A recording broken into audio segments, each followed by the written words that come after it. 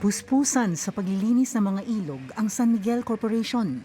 Matapos nitong makumpleto ang rehabilitasyon ng Tulyahan River at ng Ilog Pasig, mabilis nitong natanggalan ng basura at burak ang mga ilog ng Bulacan. Sa loob lamang ng 1 taon ng dredging, higit 1 milyong toneladang burak at basura ang nahakot mula sa mga ilog ng probinsya. Pinakamabilis yan sa lahat ng proyektong pang-ilog na naisagawa ng kumpanya. Si Engineer Benito Ante ang nangangasiwa sa Bulacan River Rehabilitation Project. The speed of this achievement is a testament to the dedication of the San Miguel cleanup team and of course the experience gained from our previous dredging and cleanup projects and the pooling of additional equipment and manpower to have an effective and faster result.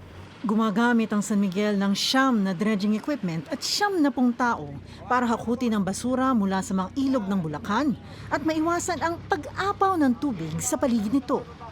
Napapaligiran ng mga ilog na ito ang itatayong New Manila International Airport sa probinsya.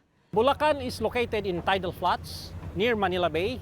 Its geography combined with geologic and environmental factors like soil subsidence and climate change further exacerbates flooding in this province. Flooding also stems from natural erosion, siltation, and human activity, especially construction of dikes, fish pens, and improper waste disposal.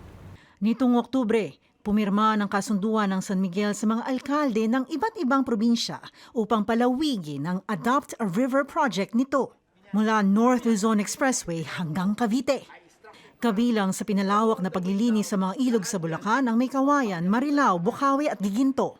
Pero ayon kay Engineer Ante, may responsibilidad din ng mga komunidad at mga kontraktor ng mga infrastruktura. Halimbawa sa ilog ng San Juan dito sa Aurora Boulevard, lumulutang ang dumi at plastik na maaaring maging sanhi ng pagbaha. Isang pribadong kontraktor na walang kinalaman sa San Miguel ang sinasabing may sala dito. River cleanup is just one of the components of a holistic approach in flood mitigation. The company urges the participation of everyone in helping the preservation of the cleanliness of our rivers to ensure the benefits of future generation. Dahil ang mga sanga-sangang ilog sa Hilagang Luzon ay umaagos din patungong Manila Bay. Ang paghuhukay upang lumawak at lumaki ang kakayahan nitong hindi umapaw ang tubig ay importante kontra baha sa mga lugar sa rehiyon pati na sa Metro Manila. Sagot ng San Miguel ang gasto sa paglilinis ng mga ito.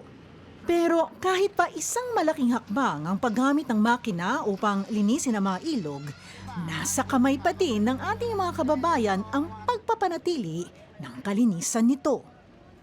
Lois Calderon, CNN Philippines.